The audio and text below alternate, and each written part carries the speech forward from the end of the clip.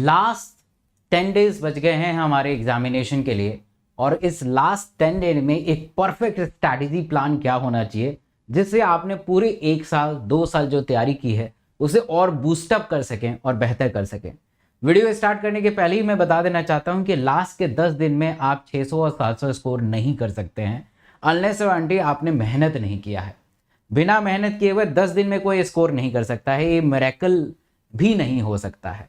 अगर आपने मेहनत किया है पूरी साल, अगर आपने पूरी साल एक सच्चे लगन से मेहनत किया है, अच्छे डायरेक्शन में मेहनत किया है, तो ये 10 दिन को बेहतर बनाया जा सकता है और पूरे साल जो आपने मेहनत किया 1 साल 2 साल उसे एक नए मुकाम पे ले जाके और बेहतर स्कोर किया जा सकता है।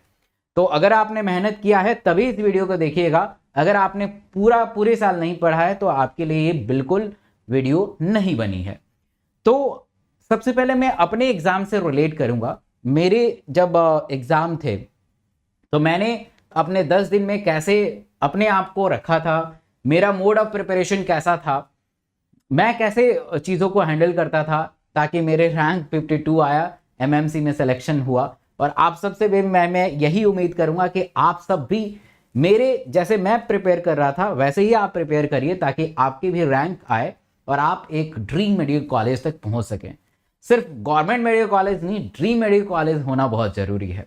सबसे इंपॉर्टेंट है दैट्स पीवाईक्यू रिवाइजिंग। जैसे मैं अपने आपको बता दूं, अपने बारे में बताऊं कि उस समय मैं एक तो नीट के पेपर सॉल्व करता था, एम्स के पेपर को सॉल्व करता था, बीएचयू के पेपर को सॉल्व करता था, वीएमसीसी अलग एग्जाम होता था वर्धमान महावीर मेडिकल कॉलेज, उसके पेपर सॉल्व करता था, साउथ के पेपर को सॉल्व करता है, कर्नाटका सीईटी। 5 पेपर मैंने सॉल्व किए थे, ठीक है। और ये 1 बार नहीं, 2 बार नहीं, 3 बार नहीं, कम से कम 10 बार। तो 10 बार इस पेपर को सॉल्व किया था, 10 टाइम्स किया था। ये अलग से सेपरेट नोटबुक मैंने बनाया था और उस सेपरेट नोटबुक में मेरे आंसर्स मैंने लिखे थे, ठीक है। तो जैसे मान लीजिए कि मैंने क्वेश्चन पढ़ा तो इसका आंसर क्या होना चाहिए, मैंने उस नोटबुक में चेक कर लेता था कि हाँ ये आंसर मैच कर रहा है, मैच कर रहा है। फिजिक्स भी एग्जैक्टली, केमिस्ट्री भी एग्जैक्टली। तो ये मैं करता था। बट आज के टाइम में अगर देखा जाए, क्योंकि तुम मेरा थोड़ा सा पुराना टाइम है, आज के टाइम में देखा जाए तो इस सारे काम जो है अब आसान हो गए हैं। आपको ये सारा चीज नहीं करना है, ना ही एम्स करना है, बीएचयू करना है, वीएमसी करना है और कर्नाटका सीईटी और जम्मू कश्मीर वाला भी नहीं करना, कुछ भी नहीं करना, नीट करना है। कितने साल का करना है? कम से कम 15 साल, है ना। बहुत सारे लोग 12 साल बताते हैं, 10 साल बताते हैं, सेफर जो बहुत सेफ है। हम 1% ऐड नहीं चाहते हैं कि अरे यार ये कर लिया होता तो ये हो जाता। 15 साल इज सफिशिएंट।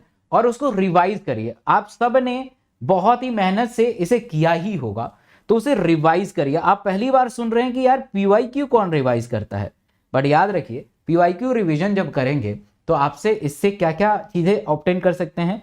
इंपॉर्टेंट टॉपिक का ज्ञान हो जाएगा आपको, ठीक है। इसके अलावा रियल क्वेश्चन आपको मिलेंगे। इसके अलावा 10 से 20% क्वेश्चन डायरेक्ट इससे पूछे जाएंगे। तो देख रहे हैं कितना इंपॉर्टेंट है पीवाईक्यू का रिवीजन।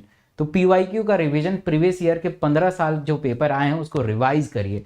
कम से कम आपका आंकड़ा होना चाहिए 5 बार, और ये आपने 1-2 बार किया होगा, कम से कम 5-6 बार कर लीजिए। ये बहुत जरूरी है आने वाले 10 दिनों में, क्योंकि आज के टाइम में बहुत सारे क्वेश्चन पेपर हैं। बहुत सारे बच्चे बताते हैं मेरे से कि सर मैंने वो कोचिंग इंस्टीट्यूट ज्वाइन किया, वहाँ का मॉक टेस्ट में दे रहा हूँ, वहाँ के मार्क्स ही नहीं बढ़ रहे हैं, मैं बहुत टेंशन में आ गया हूँ, मुझे लग रहा है कि मेरा सिलेक्शन नहीं होगा। ऐसे ऐसे विचार आ रहे हैं। बट आप सोचिए कि उस इंस्टीट्यूट का, मैं इंस्टीट्यूट का कोई भी नाम नहीं लूंगा, उस इंस्टीट्यूट में आप पेपर देने जा रहे हैं, वो पेपर क्या एनसीईआरटी बेस्ड है? क्या उसके पेपर पूरा का पूरा एनसीईआरटी ओरिएंटेटेड है? अगर आपका आंसर है यस और नंबर नहीं आ रहे हैं तो इसका मतलब है आपकी तैयारी अच्छी नहीं है। बट अगर आपका आंसर है ना, उसके क्वेश्चन एनसीईआरटी से बाहर आ रहे हैं, बहुत सारे बकवास क्वेश्चन है, पुराने जमाने के क्वेश्चन है, 30 साल 40 साल पुराने क्वेश्चन है, अगर आप उसमें परफॉर्म अच्छा नहीं कर पा रहे हैं तो यह आपकी गलती नहीं है, उस इंस्टीट्यूट के क्वेश्चन बनाने वाली की गलती है। आप समय को बर्बाद कर रहे हैं। सेकेंड है फास्ट रिवीजन। फास्ट रिवीजन बहुत जरूरी है। Make a target, the realistic target, और टारगेट बनाना है कि मुझे 1 या 2 घंटे में पूरा यूनिट खत्म करना है ना, पूरा यूनिट। जैसे मान लीजिए कि रिप्रोडक्शन का एक यूनिट है जिसमें 4 चैप्टर हैं, टारगेट बनाइए कि 1 या 2 घंटे के अंदर में मैं पूरा का पूरा रिप्रोडक्शन खत्म कर दूंगा। जेनेटिक्स एंड एवोल्यूशन का बनाइए टारगेट कि मुझे 1 घंटे में पूरा जेनेटिक्स और एवोल्यूशन को खत्म कर देना है। टारगेट बनाइए मुझे सेल और देयर साइकिल, जिसमें 3 चैप्टर हैं, cell, unit of life, biomolecule, cell cycle, उसे 1 घंटे में खत्म करना है। Mega target. और इन सब के लिए आपके लिए मैंने आसान कर दिया है, डॉक्टर SK सिंह के चैनल पे ये सारे के सारे यूनिट वाइज अब मैं रिवीजन करा रहा हूं। यूनिट वाइज रिवीजन चल रहा है ना। डेली 4 बजे, डेली 9 बजे यूनिट वाइज रिवीजन चल रहा है। आप 9 बजे आइए, 9 से 10, 9 से 11 दे दीजिए, पूरा यूनिट खत्म। ऐसे रिवीजन करने की जरूरत है। फिर आप NCERT फास्ट तरीके से पढ़िए, वीडियो देखिए, फास्ट तरीके से पढ़िए, क्योंकि जब आप वीडियो देखते हैं ना, विजुअलाइजेशन इंक्रीज होता है और बेहतर होता है। और सारे के सारे नोट्स मैंने टेलीग्राम के ऊपर शेयर किया है, तो आप ये नोट्स जो है यहां से असेस कर सकते हैं, यहां से देख सकते हैं, राइट। तो ये कमाल के नोट्स हैं जो टेलीग्राम के ऊपर है, आप देख पा रहे हैं। ये चैप्टर 1 है जिसमें 7000 से भी लोग इसे डाउनलोड कर चुके हैं। चैप्टर 2 है, चैप्टर 3 है। ये सारे के सारे इंपॉर्टेंट लाइंस हैं, इंपॉर्टेंट लाइन जो NCERT में है और जो पूछे गए हैं और प्रोबेबिलिटी है पूछे जाने की। तो मेरे टेलीग्राम से जरूर जुड़ जाइएगा। इस वीडियो के डिस्क्रिप्शन बॉक्स में और इस वीडियो के कमेंट सेक्शन में आपको टेलीग्राम मिलेगा, जिससे आपको और फास्ट तरीके से रिवीजन मिले। अब NCERT का हर एक पेज पढ़ा नहीं जाएगा, तो एटलीस्ट आपको पता होना चाहिए कि कौन सा इंपॉर्टेंट लाइन है। तो ये जो नोट्स है ये ट्रूली NCERT के लाइन है। जब आप इसे डाउनलोड करेंगे तो आपको रियलाइज होगा। तो वीडियो को देखिए और इस नोट्स को पढ़िए, वीडियो देखिए, नोट्स को पढ़िए। मेरा दावा है कि आपका बायो सुपर डुपर स्ट्रांग हो जाएगा।